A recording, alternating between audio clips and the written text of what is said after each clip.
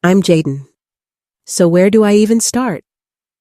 Well, I guess I'll start from the day I got that message from Chloe, my wife, Nora's older sister. It was about 6 months ago when everything came crashing down on me. I had just finished a long day at work, emails, deadlines, the usual soul-sucking circus. And I remember getting home, pouring myself a drink, and thinking it was going to be another normal evening. Netflix, leftovers, and maybe a half-hearted attempt at pretending I'd go to the gym tomorrow. Little did I know my entire world was about to change. My phone buzzed, a message from Chloe. Now, a text from Chloe wasn't completely out of left field. Our families were close enough that it wasn't weird, but this one hit differently. She simply asked if we could meet up in person. My gut immediately tightened like it had just heard the words, mandatory team-building seminar. I asked her what it was about, because, let's be real, nobody meets up in person anymore unless it's serious. She replied with, "It's about Nora and Robert." That was the moment my brain short-circuited. Nora, my wife. Robert, Chloe's husband. I sat there holding my drink like it was going to give me the answers. Spoiler alert, it didn't. The glass just stared back at me, judging me for not seeing whatever was coming. We met up the next day at a coffee shop. I walked in expecting, well, honestly, I don't know what I expected. Chloe was already there, and she looked like she hadn't slept in a week. Not I binged a Netflix show tired. More like I discovered the horrifying truth about my marriage tired. She didn't even bother with small talk. "No, how's work? No crazy weather, huh?" She just sighed, slid her phone across the table, and said, "You need to see this." I picked it up, thinking maybe I was about to look at a meme. Nope, definitely not a meme. A series of texts and pictures between Nora and Robert lit up the screen like the world's most depressing slideshow. My heart sank immediately, the kind of sinking where you don't even hit the bottom. You just keep dropping, like that free-fall ride at an amusement park you regret getting on in the first place. I was staring at undeniable proof that my wife had cheated on me with her sister's husband. There were messages like "last night was amazing, can't wait to see you again." And even worse, photos of them together. And not the kind of oops. We bumped into each other at Target photos. No, these were intimate, the sort of thing you'd expect to find in the world's worst family group chat.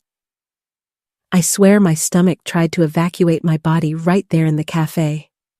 It was like the wind had been knocked out of me by a heavyweight champ who didn't believe in mercy. I didn't even know what to say. I think I just sat there, blinking at the phone like maybe, just maybe, if I stared long enough, the pictures would magically turn into cat memes. They didn't. Spoiler, still my wife and her brother-in-law. The shock was overwhelming, like trying to watch 10 seasons of a drama series in one sitting. Too much, too fast, and way too messy. The weirdest part? I had zero suspicions. None. Zilch.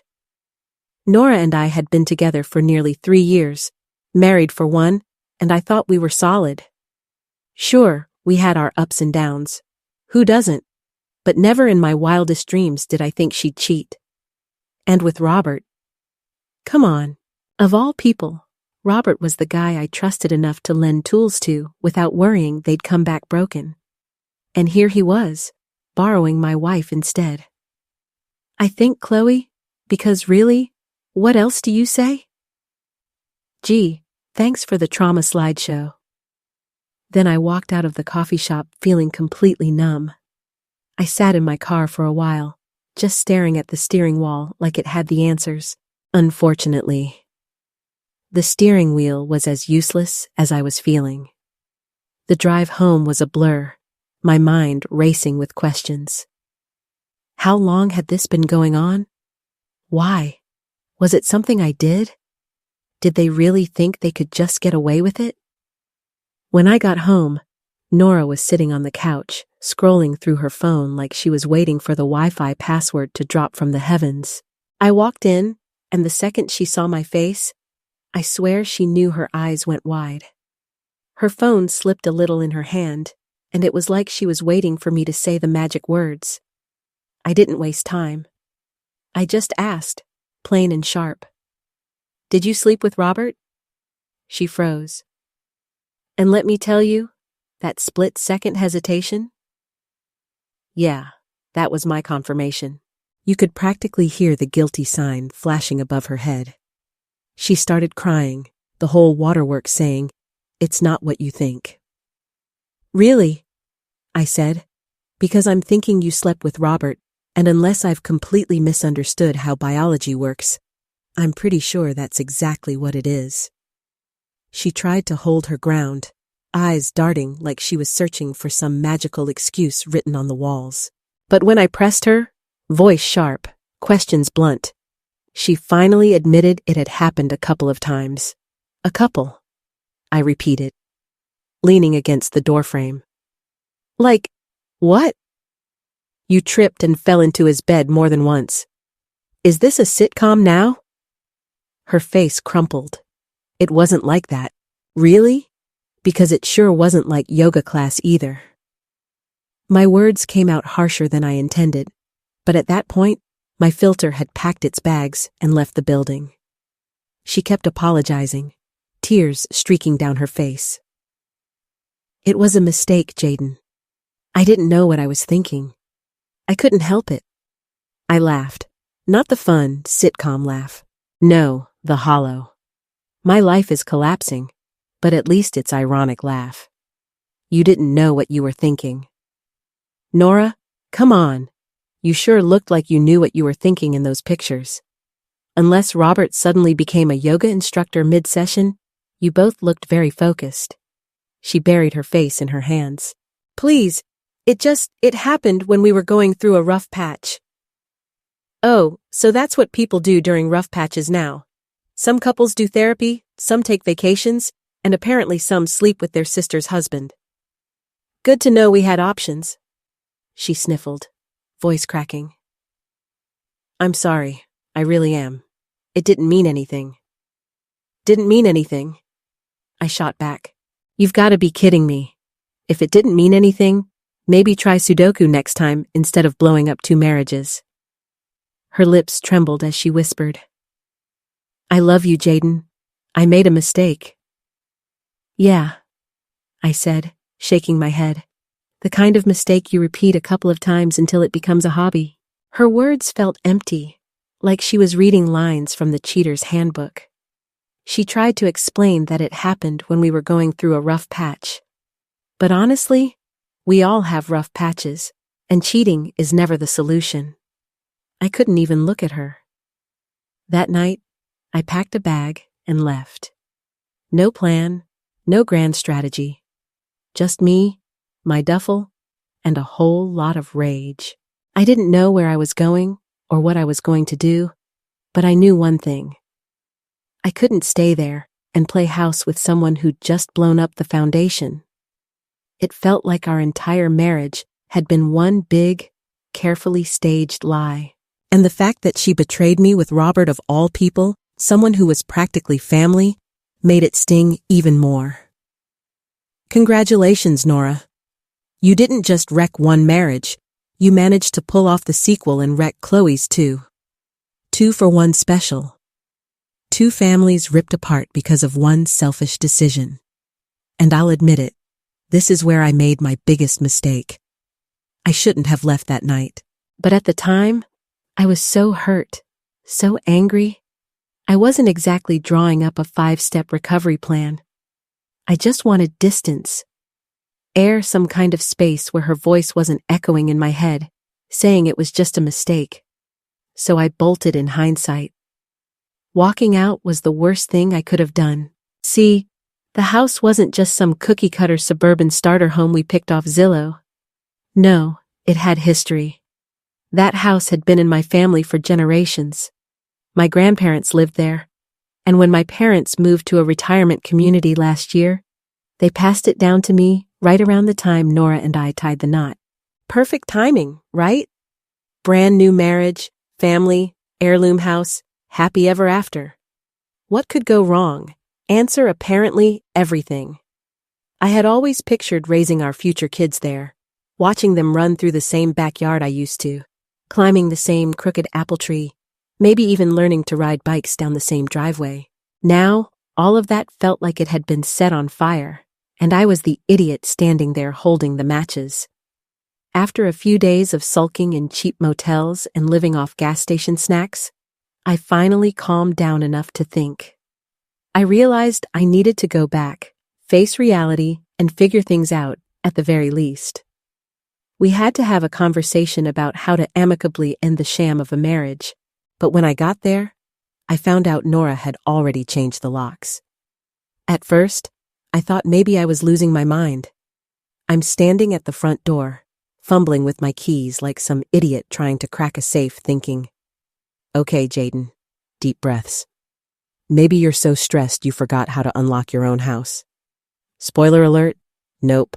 Turns out, my loving wife had gone behind my back, called up a locksmith, and had all the locks changed like she was prepping for a home invasion. I knocked, partly out of desperation and partly because I couldn't believe this was real. When Nora opened the door, she just stood there with this cold, emotionless look, like I was a vacuum salesman interrupting her evening. I stared at her. "What the hell do you think you're doing, locking me out of my own house? My family's house, no less." She shrugged, calm as can be, and said, "You left, so I thought you weren't coming back." The way she said it, so casual, like she was talking about running out of milk, as if locking me out of my own home was just standard procedure after cheating on your husband. Unreal didn't even cover it. "I want to come inside and talk," I told her, trying to keep my voice level. She crossed her arms, blocking the doorway. "No, you left. You don't live here anymore." I blinked. "Excuse me, this is my house. I grew up here. I have more history with this front porch than you do with your entire skincare routine. I have every right to be inside. If you don't leave," she cut me off. Eyes like stone, "I'll call the cops." I almost laughed. "You're not serious. We've been married for years. You're really going to call the police on me? In my own house?" She didn't even flinch, just stood there like she was daring me to push it, and I thought, okay, she's bluffing. No way she actually goes through with this. But sure enough, about 5 minutes later, 2 patrol cars roll up in front of the house. Lights flashing, neighbors peeking out through their blinds, and suddenly, I'm standing on my own lawn, talking to the police. Nora had told them I was being physically threatening, which was a complete lie. I hadn't even raised my voice, let alone laid a hand on her. But you know how it goes. Situations like that, the police don't take chances. They gave me the calm but authoritative treatment, listening to both of us, nodding like they were referees at a very bad boxing match. One of them finally said, "Sir, for your own sake, it's better if you just leave." I stared at him. Leave? This is my house. My grandparents practically ghost around here in spirit form.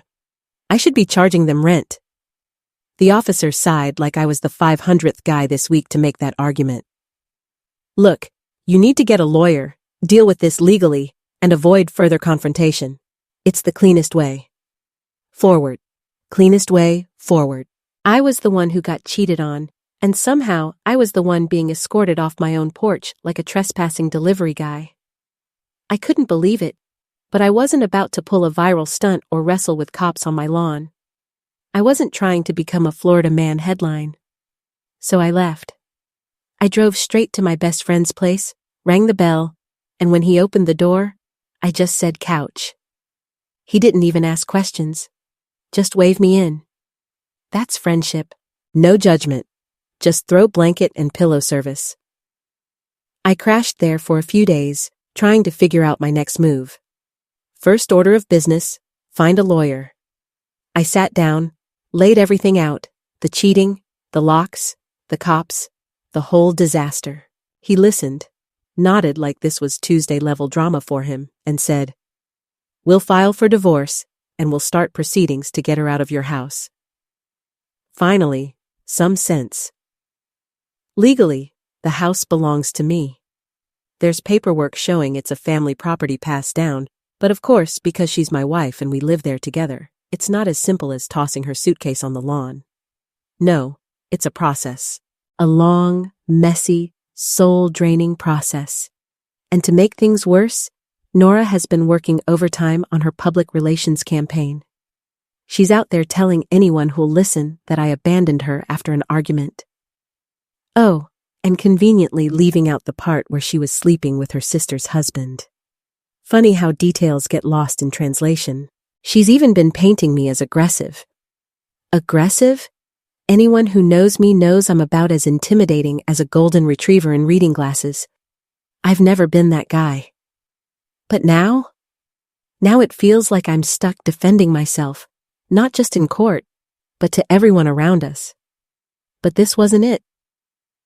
Oh no, the circus had an encore. After I filed the case, suddenly Nora started talking about working things out. The irony could have powered a small city.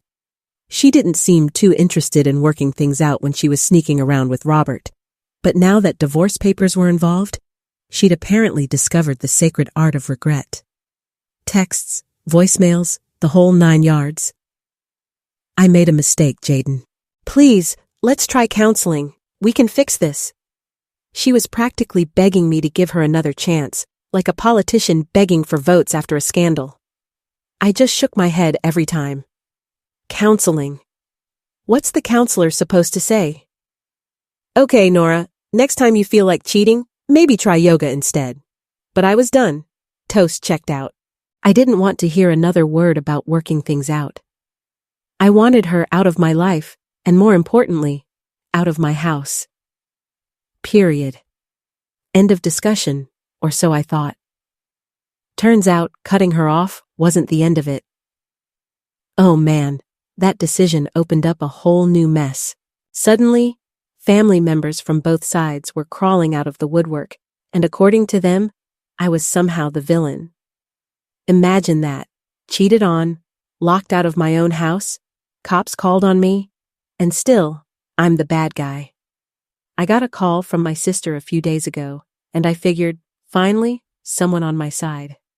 She'd have my back, right? Wrong. She hit me with Jaden. Marriage is complicated. Maybe you should at least hear Nora out. I almost dropped the phone. Hear her out. She already confessed. What more do I need? A PowerPoint presentation with bullet points titled, Reasons I Slept with Robert. Then came the classic guilt trip. If you really loved her, you'd forgive her. I actually laughed half because it was absurd, and half because if I didn't, I'd probably scream. Forgive her. What part of she slept with her sister's husband is not computing here. This isn't about forgetting to take out the trash or fighting about whose turn it was to load the dishwasher. This was a full-on betrayal with a family membership card attached. And it wasn't like it was some one-time heat-of-the-moment mistake either. No, she admitted it happened multiple times. Multiple. That's not a mistake. That's a decision. A conscious, well-thought-out choice she made, knowing full well what it would do to me, to Chloe, to all of us. How the hell do you come back from that? It's insane how fast the sympathy shifted once I said I wasn't interested in working it out. Suddenly, I'm the villain of the story. My sister, of all people, got on the phone with me and decided to play marriage counselor. She said, Jaden, marriages go through tough times. Cheating can sometimes be a wake-up call for both partners to work on their relationship. A wake-up call. I nearly choked, like, oh, thank God she slept with Robert. Really gave me the clarity I needed. What's next? Should I thank her for the gift basket of trauma she delivered straight to my doorstep? I said, so let me get this straight. You're telling me I should be grateful she cheated because now we can finally fix our marriage? She paused, like she hadn't realized how insane that sounded. Then tried to pivot, but I was already laughing like a lunatic. And it's not just my sister. Nora's mom had been blowing up my phone like they're running a telethon. Her mom sent a text that said, "Family is important, and Nora regrets what she did. Remember the vows you took?" I read it out loud, just to hear how ridiculous it sounded, right? I muttered to myself. Remember the vows I took? Because apparently I'm the only one who did the cherry on top. My parents joined in. My mom called and said, "I know you're hurt, but maybe you should consider giving Nora another chance. You two have been together so long. It's hard to throw away all those years over a mistake." I had to bite back the urge to say, "Oh, so if Dad robbed a bank after 30 years of marriage, would you just shrug and say, 'Well, it's only one felony. Can't waste all that history.'" She meant well, I guess. But all I could think was, it's not about the years. It's about the fact that the person I trusted most managed to lie with a straight face repeatedly. While sleeping with someone who's practically family, that's betrayal on so many levels, it deserves its own damn staircase. I can't even begin to explain it to people. I tried explaining all of this to my sister, laying it out as plain as I could. And you know what she said? Everyone makes mistakes. You have to decide if her mistake is bigger than your love for her. I actually laughed out loud. Bigger than my love for her. What does that even mean? It sounded like some Hallmark reject line they scribbled on a napkin and decided to sell as wisdom. I said, "It's not about how much I loved her. I did love her with everything I had, but that love isn't some magical eraser that wipes away her sleeping with Robert. This isn't a dry erase board. It's my marriage." And honestly, that pissed me off more than anything, because it framed me as if I was somehow failing at love for refusing to swallow betrayal, like it's just a bad-tasting vitamin. There are consequences for actions, and Nora's just facing them now. I'm not about to light my self-respect on fire just because we've got history together. History isn't a get-out-of-jail-free card. It's just history. But apparently, history is everyone's favorite topic, because every conversation lately turns into some bizarre family therapy rerun where I'm supposed to unpack Nora's baggage instead of focusing on the fact that she torched our marriage. Nora's parents? Oh, they're everyone's favorite case study. Her mom cheated on her dad for years. And I don't mean a one-off mistake or a drunken bad decision in Vegas. I mean multiple affairs with different men, like she was running some kind of loyalty program. Buy 10 liaisons, get the 11th free. Nora told me about this when we first got together. Back then, I felt sorry for her. I couldn't imagine growing up like that, knowing your mom was stepping out on your dad and watching the tension simmer in the house like a bad soap opera. Apparently, her dad knew about it the whole time, and instead of doing literally anything, he just stayed, turned a blind eye, acted like everything was fine. I don't know how he managed that, honestly. Nora said her dad was just trying to keep the family together, which sure sounds noble in theory. But in reality, it translated to him slowly disintegrating into a shell of a man. She told me he got more and more distant over the years, stopped engaging with anyone, and eventually just checked out emotionally.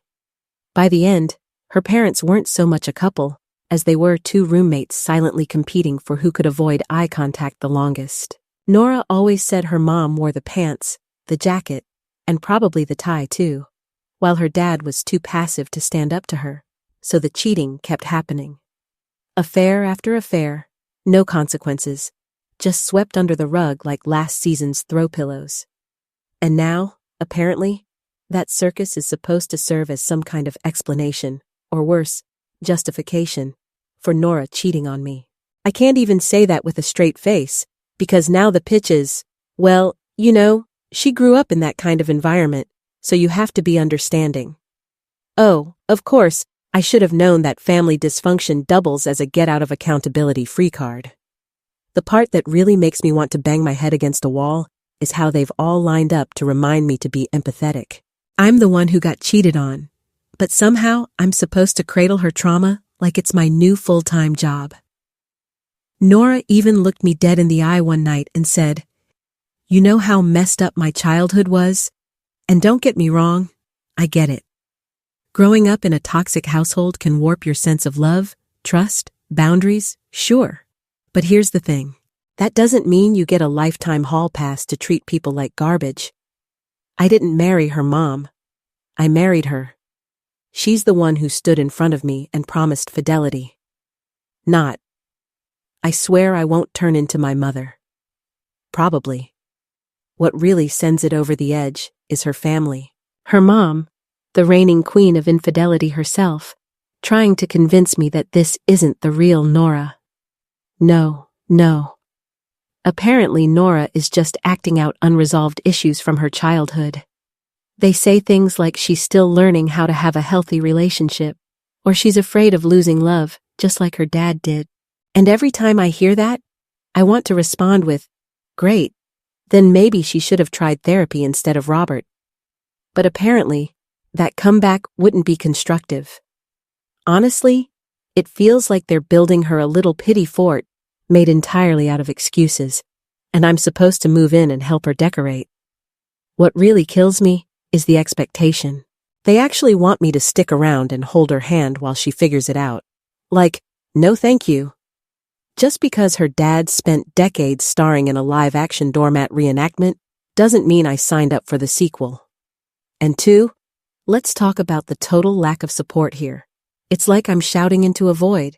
Everyone keeps preaching at me to be the bigger person, to play Gandhi, to try and see things from Nora's side, like her betrayal deserves my sympathy. That's lovely and all, but what about where I'm coming from? Hello, the guy who got sucker punched by betrayal, the guy who thought forever meant, forever? Instead of getting some sympathy for being blindsided, all of it is funneled straight to Nora because of her tragic backstory. I swear it's like I'm living inside a soap opera, and somehow I've been cast as the villain in someone else's redemption arc. One night, I finally snapped and called Chloe. If anyone would understand, it'd be her. She sighed before I even finished venting and said she's been dealing with the exact same pressure. People keep telling me forgiveness is key, she said, and that I should consider giving Robert another chance. Because of the kids, I nearly dropped my phone. I said, "You're kidding me. Please tell me you laughed in their faces." She chuckled.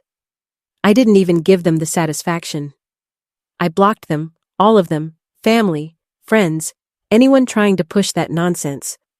I'm not about to let people guilt me into living in a circus tent. And damn, did I respect that. She wasn't wavering, wasn't hesitating, just laser-focused on getting out and moving on. No excuses, no bargaining, no half measures. Talking to her was like finally breathing fresh air after weeks in a smoke-filled room. She gets it. She's trudging through the same nightmare, only she's handling it with a kind of unshakable strength that I can't help but admire. She told me, "You've got to do what's best for you. Don't let anyone make you feel like you're in the wrong for wanting to protect your peace." And I swear I needed that more than caffeine on a Monday morning with everyone and their grandma chanting, "Forgive, forgive, forgive." It's been hard to even trust my own gut. Half the time I've been wondering if I'm crazy, like maybe I missed the chapter in marriage where you're supposed to smile politely while your spouse practices adultery like it's a weekend hobby. But Chloe, she cut through all that noise.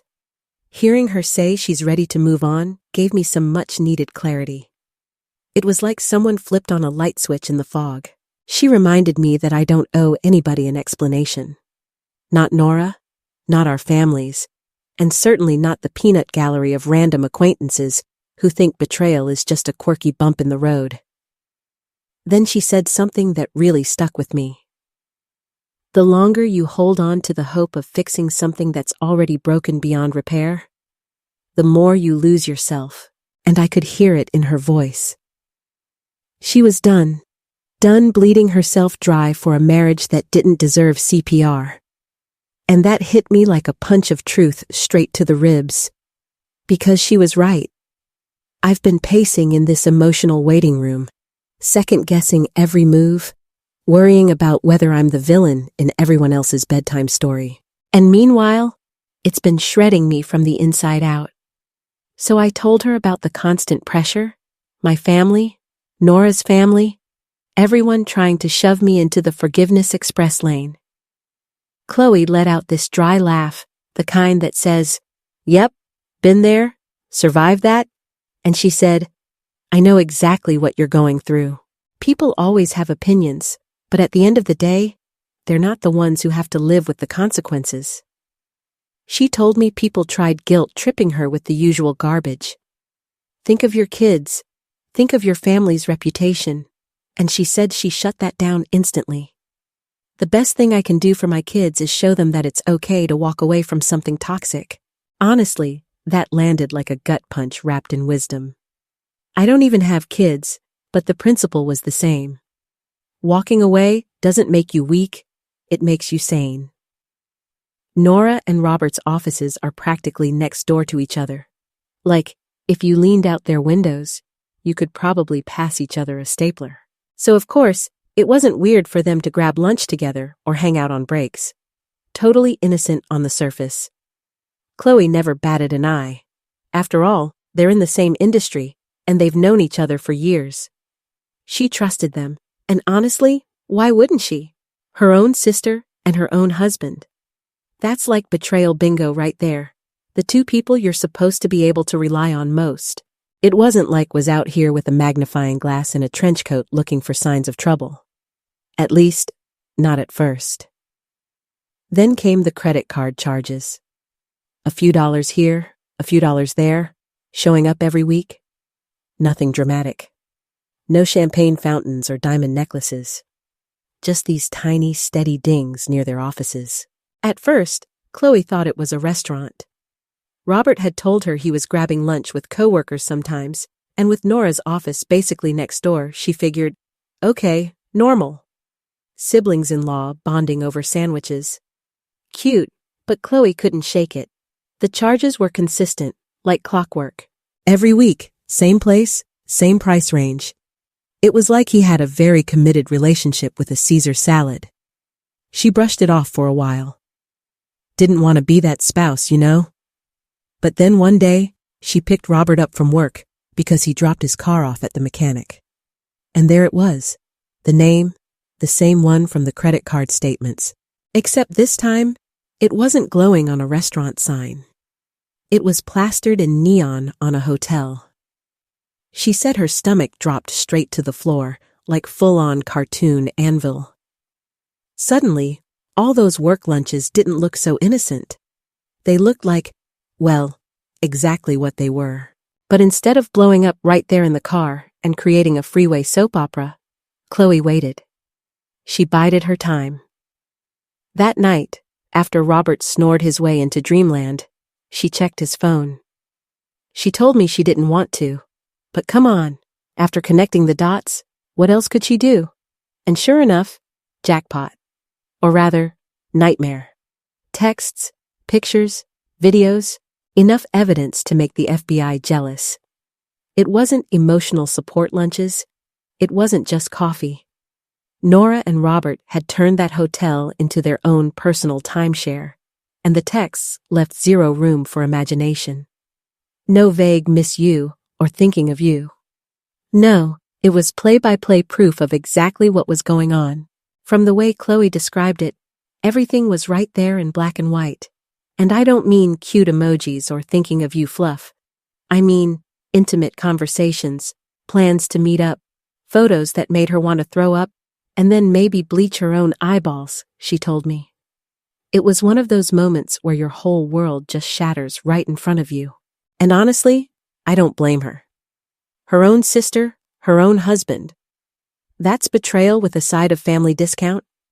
She said she didn't sleep at all that night, just stayed up scrolling through the messages like a horror movie marathon where you're yelling at the screen. Except the villain is your sister and the guy snoring next to you. Every swipe, every new screenshot, another punch to the gut. She couldn't believe it. Couldn't wrap her head around how the two people closest to her could betray her like that. And the next morning, she didn't even confront Robert. Didn't hurl the phone at his head or launch into a Shakespeare-level monologue of rage. Nope. She needed to talk to me first. So that's when she had called, voice shaky but trying to sound calm. Like, Jaden, you're not gonna believe this. And then, for those of you keeping score on the family drama, let's talk about Nora's parents. Yeah, that's a whole messy novella on its own. Nora's dad passed away a few years ago. From what she told me back when we first started dating, the guy was decent, genuinely good-hearted. But here's the catch. He was not exactly the stand-up-for-yourself type. Apparently, he knew about Nora's mom cheating on him for years. And did he storm out, slam the door, file for divorce? Nope. He just kind of let it happen, like he was too tired to care, or maybe allergic to confrontation. Chloe once said it was like watching a man get slowly ground down year after year. By the end, he wasn't the same man he used to be. Just a worn-out shell, like life had wrung him out and left him to dry on the line. When Nora's dad finally passed away, her relationship with her mom was basically non-existent. They drifted apart over the years, and Nora never forgave her. She told me more than once how much she resented her mom, called her manipulative, selfish, the whole works. That resentment was like a permanent background noise in their family. It was a huge point of tension and, well, it definitely affected Nora growing up. Her mom was this overbearing, controlling hurricane of a woman who thought rules applied to everyone except herself. And Nora? She always said she wanted to be nothing like her. That was practically her tagline. I'll never be my mom. She'd say it over coffee. She'd say it when we watched movies with cheating storylines. She even once said it during a game of charades, like she couldn't pass up the chance to remind everyone. And that's the part that really stings now.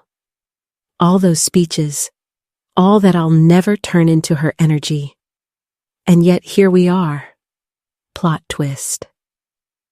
Nora ended up becoming the very person she swore she wouldn't be. It's like watching someone binge-watch an entire cautionary tale, only to say, you know what? I'll try that lifestyle for myself. I don't know if it's the way she was raised, or if people are just out here running PR for her, trying to slap the childhood trauma sticker on her choices. But the parallels are impossible to ignore. The same behavior she condemned is the same behavior she signed up for, membership card and all. As for her mom, oh, she's still alive and kicking, somewhere out there probably ruining someone else's day. But Nora, she cut her off a few years ago. It didn't happen overnight. It was slow, like watching paint dry, but with more passive-aggressive phone calls. First, the visits stopped happening as often. Then the calls became shorter, less frequent, until one day, kaboom, there was the big blow-up. I wasn't in the room for that one, but Nora gave me the recap. She said she finally hit her breaking point. She'd had enough of her mom's manipulative nonsense and just flat out told her she didn't want her in her life anymore. Honestly, I couldn't blame her at the time. From everything I'd heard, her mom sounded like a real piece of work. Always trying to twist things around, always trying to guilt-trip Nora into feeling sorry for her, even though she was the one who destroyed their family. Meanwhile, the whole legal process dragged on for what felt like forever, I swear. Lawyers must get paid by the minute because every time I blinked, there was another bill in my inbox. But when it was finally over, relief. Pure, unfiltered relief. Of course, Nora didn't make it easy. She tried to argue that she deserved part of the house just because she lived here during our marriage. I had to bite my tongue not to say by that logic I deserve royalties from Netflix for how much time I spent watching it. Thankfully, the fact that this house has been in my family for generations worked in my favor. Not that she went down quietly. Oh no, she came swinging. At one point, she started throwing out accusations like confetti at a parade. She even hinted that I had been emotionally neglectful. That one nearly made me laugh in the courtroom. Neglectful. Please. The worst I ever did was forget to buy oat milk once, and you'd think I'd burn down the house the way she reacted. But the kicker was when she tried to frame it like my supposed neglect justified her little side quests. She actually looked me dead in the eye outside the courthouse and said, "You weren't always there for me." I told her, "I was always there, Nora. You just happened to be busy at the hotel." Not my best moment, but I couldn't resist. In the end, though, the judge saw straight through her performance. The ruling came down clear as day. The house is legally mine, no question. Nora had no real claim to it. She was ordered to move out. And I've got to admit, watching her pack up and leave was one of the most surreal moments of my life. There was part of me that felt relief, like someone had just lifted a piano off my chest. But there was also this weird sense of finality, like watching the credits roll on a movie you didn't enjoy but still sat through. As much as I wanted to move on, it was strange, almost eerie, to stand there and watch someone I once loved walk out of my life for good. We're officially divorced now, and I've got to say, it feels pretty damn good to let those words roll off my tongue. Divorced? Free? Untethered? Okay, maybe that last one sounded a little dramatic, but you get the idea. It's still weird, though. Sometimes I'll be talking about her, and my brain automatically wants to say my wife, and then I have to stop and correct myself. My ex-wife. Feels like switching software from Windows to Mac. Clunky at first, but eventually you adapt. The only real downside is the alimony. Yep, I get the privilege of cutting her a check every month. Thrilling, right? I wasn't exactly popping champagne over that part of the settlement. I mean, supporting someone financially after they torched our marriage feels like paying rent on a house that someone else is already squatting in. But the legal system doesn't care about poetic justice. It just cares about paperwork. She's not working full-time right now, which of course was framed in court like she's some fragile Victorian widow clutching her pearls. Meanwhile, I'm sitting there thinking, she's perfectly capable of working. She just spent months putting in overtime at hotel adultery. But apparently that line doesn't fly with judges. So, yeah, I wasn't happy about it. Who would be? But at the end of the day, I keep reminding myself, it's a small price to pay to have her out of my life. Robert and Chloe's divorce didn't exactly end with balloons and confetti either. Nope, it was like watching a slow-motion car crash. Ugly, loud, and impossible to look away from. Chloe, being the sharp and stubborn woman she is, made sure she walked away with exactly what she was owed. 50% of Robert's assets. Clean cut, no mercy. And because apparently karma has a sense of humor, Robert had to sell his house just to cover her share. I'll never forget him muttering under his breath at one of the hearings. She's taking half my life savings. Chloe, without missing a beat, leaned back and said, "No, Robert, I'm just taking half of the time I wasted on you. And let's not forget the alimony cherry on top." Robert, big man who thought he was untouchable, now gets to wire Chloe money every month. The same guy who strutted around like he had it all figured out is now living in a rental with peeling wallpaper, whining about how unfair the system is.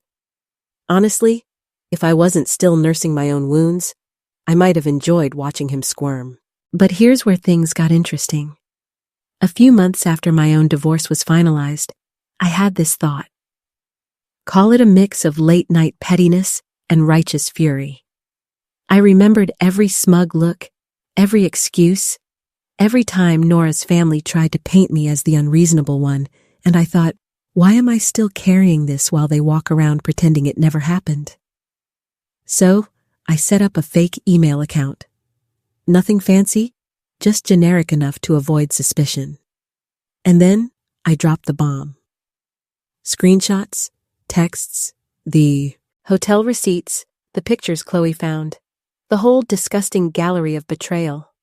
Sent it to family, friends, colleagues, hit send, and sat back like I'd just dropped a truth grenade. The fallout? Oh, it was beautiful.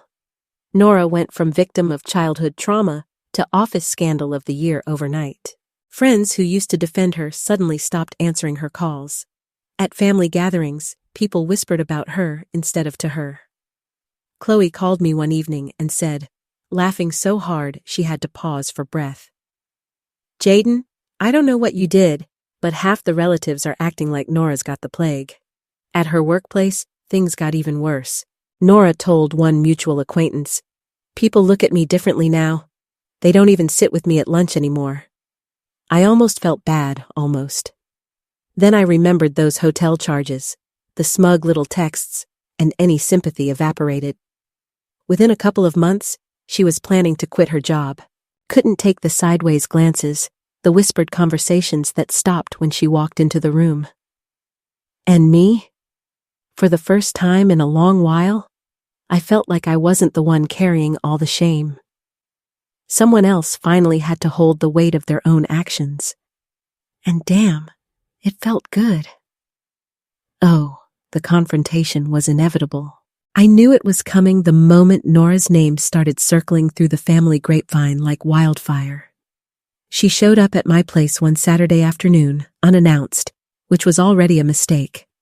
I opened the door, and there she was, face red, eyes wide, clutching her purse like she was about to beat me with it. "You did this!" she shouted before I could even say hello. "You humiliated me. Do you have any idea what you've done to my life?" I leaned against the doorframe, calm as ever, and said, "Well, Nora, I just shared the truth. If the truth humiliated you, maybe that's on you, not me." Her jaw dropped, like she couldn't believe I had the audacity to say it. She sputtered, "You ruined my reputation, my friends, my job. People won't even look at me anymore." I smirked. Funny, that's exactly how I felt when I saw those hotel receipts. "Déjà vu. Huh," she groaned, throwing her hands in the air. "This is revenge, Jaden. You're just being cruel because you can't let go." "Cruel?" I said, raising an eyebrow. "No, cruel is cheating on your husband with your sister's husband, locking your husband out of his own house, painting him as the villain, and then expecting everyone to pat you on the back for having a complicated childhood. What I did was community service. No go and lie in the bed you made? That one hit hard."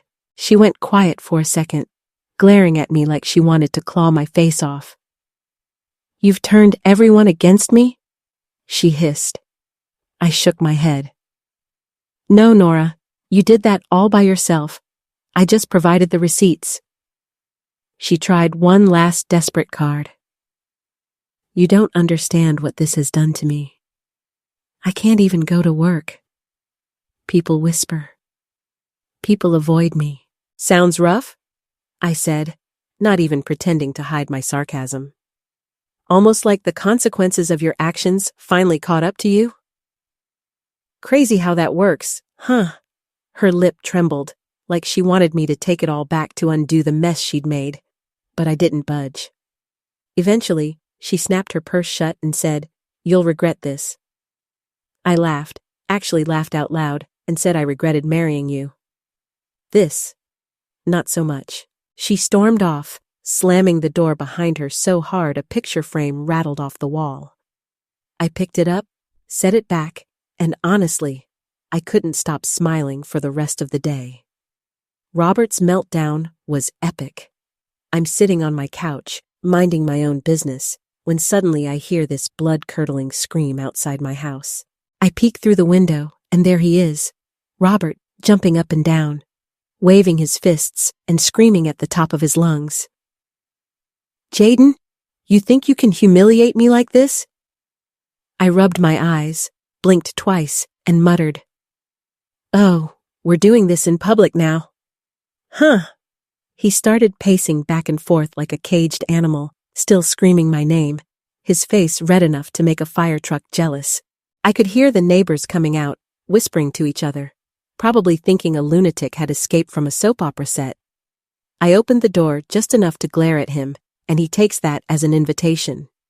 He charges like a bull at a matador, screaming. "I'll teach you a lesson, Jaden." I barely had time to think. Reflexes kicked in, probably from all those action movies I've watched pretending I could do parkour.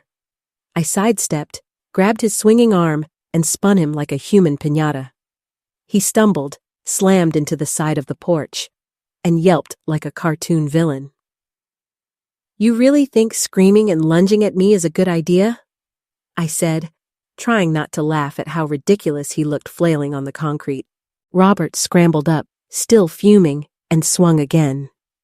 I caught him mid-punch this time, shoved him back, and honestly, he just kept bouncing off me like some poorly coded video game boss.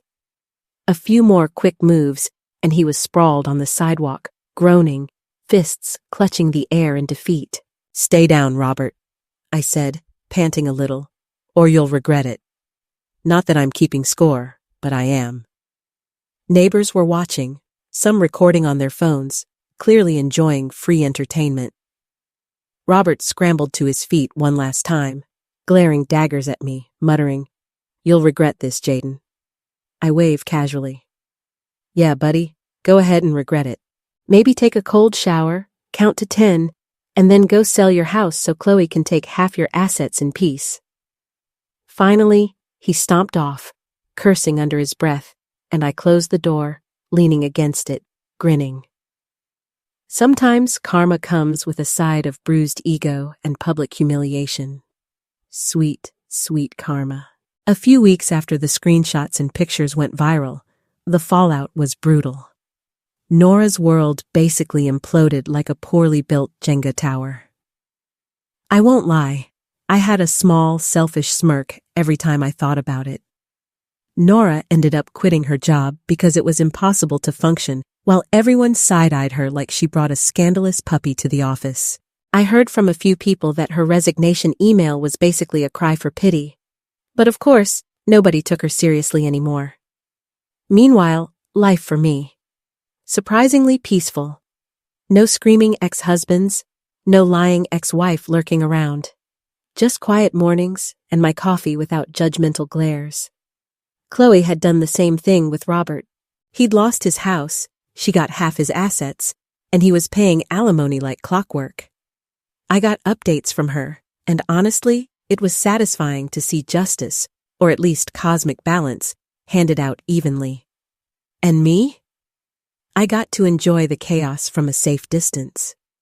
Popcorn in hand, marveling at how quickly people fall when they try to lie their way through life. Sometimes, karma doesn't whisper. Sometimes it screams, shows screenshots, and makes you lose all your friends. Life after Nora and the whole circus. Surprisingly normal. Well, as normal as it can get when your entire ex-family thinks you're some kind of villain and your inbox still smells faintly of chaos. The first real upgrade to my post-divorce existence came in the form of a new girlfriend, Lexi. Hot, smart, and completely unbothered by my past drama, which, let me tell you, is a rare species. She showed up one evening at my place, carrying two things, wine and a German Shepherd puppy she swore she found wandering the street. Yeah, because that's exactly how responsible adults find giant fur missiles. I squinted at the puppy. It had these big, soulful eyes that somehow made me forget the emotional apocalypse I'd survived. "So you're just leaving this beast here?" I asked. She smirked. "He's yours now. Consider it a housewarming gift, and by gift, I mean responsibility." I stared. Responsibility, right? Because all I've ever wanted in life was a furry alarm clock that chews my shoes. Lexi laughed. That laugh, the one that makes you forget that you're still technically in the middle of a civil war with your ex. Trust me, she's worth it. And she was, somehow. Between Lexi, the puppy, who I later named Max, and finally having my house to myself without constant reminders of betrayal, life felt weirdly good. I mean, I was still paying alimony to Nora, and Robert's screaming face still occasionally haunted my dreams. But those were minor annoyances compared to the daily joy of Max chewing up a random sock while Lexi sipped her wine, perfectly amused. The days that followed were surprisingly peaceful. Lexi and I settled into this weird, perfect rhythm. She'd cook, I'd supervise, and Max would run around like he owned the place, which, let's be honest, he basically did. One evening, I was lounging on the couch. Lexi curled up next to me with a glass of wine, and Max was sprawled across my feet like a furry, judgmental rug.